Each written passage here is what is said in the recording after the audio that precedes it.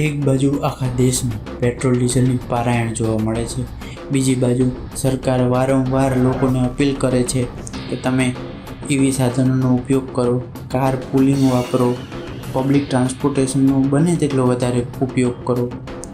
આપણે હમણાં ખેડૂતોની પેટ્રોલ ડીઝલની લાઇનમાં ઊભા રહેલા પણ જોયા છે. आप सबको देखकर बहुत अच्छा लग रहा है. यहाँ पर लोग शंख लेकर आए हैं, छोटा भी वहाँ घूम रहा है. हर एक एज ग्रुप के, हर एक जनरेशन के लोग यहाँ पर बैठे हैं और खड़े हैं एंड एंजॉय कर रहे हैं. एंड सो मैं बोलना चाहता हूँ कि फिर श्रोतागणों को नमस्कार और यहाँ पर उपस्थित सभी महानुभावों को, हर्ष भाई, मनसुख भाई, इनके साथ में दिल्ली में इवेंट कर चुका हूँ, इनको सादर प्रणाम. मेरा नाम है आयुष्मान और हमारा गुजरात और भारत सदा रहे महान. मनसुख भाई मांडवियाजीना સન્ડેઝ ઓન સાયકલના પ્રયાસથી આજે આખું અમદાવાદ તૈયાર થઈ ગયું વહેલી સવારે.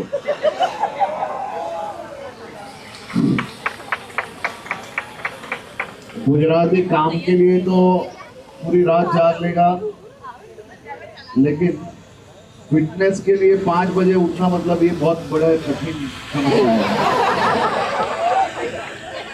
लेकिन आज खास तौर पे मेरे गुजरात के ये सभी युवा साथियों को मैं दिल से अभिनंदन देता हूँ कि इतनी बड़ी संख्या में आज आप सब लोग संडेज ऑन साइकिल के इस मूवमेंट को आगे बढ़ा रहे हैं.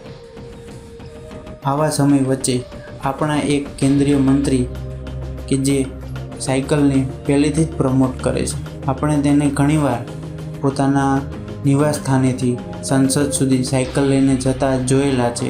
એવા આપણા નેતા એટલે કે મનસુખભાઈ માંડવિયા. साइकिल का उपयोग करने से 3 फायदा है. मैं भारत सरकार का हेल्थ मिनिस्टर भी रह चुका हूँ. दुनिया की बेस्ट एक्सरसाइज साइकिलिंग है. साइकिलिंग हमें संपूर्ण फिट रखने के लिए उपयोगी है और इसलिए फिट रहने के लिए हम साइकिलिंग करें. साइकिलिंग से पोल्यूशन का सॉल्यूशन भी होता है और साइकिलिंग से फ्यूल की बचत भी होती है. एक ही काम करने से 3 फायदा हो और हम गुजराती हो उसको एनकेस ना करे ऐसा संभव नहीं है. और इसलिए संडे ऑन साइकिल तो प्रतीकात्मक है, लेकिन एक संदेश है कि हम सब देश के नागरिक साइकिलिंग को अपनाएं, फिट रहे और विकसित भारत के सपने के साथ जुड़े. तो चलो हम सब अहमदाबाद के लोग आज साइकिलिंग करके नहीं केवल अहमदाबाद को लेकिन सारे देश को संदेश देंगे कि हम सब लोग साइकिलिंग के साथ जुड़ रहे हैं.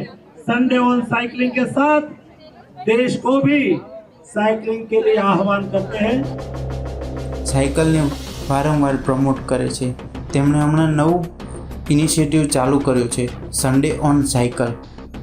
આ ઇનિશિયેટિવના 75 દિવસ પૂરા થતાં તે અમદાવાદ આવ્યા અને અમદાવાદ આવ્યા બાદ તેમણે શું કર્યું તે નજારો ચલો હું તમને બતાવું.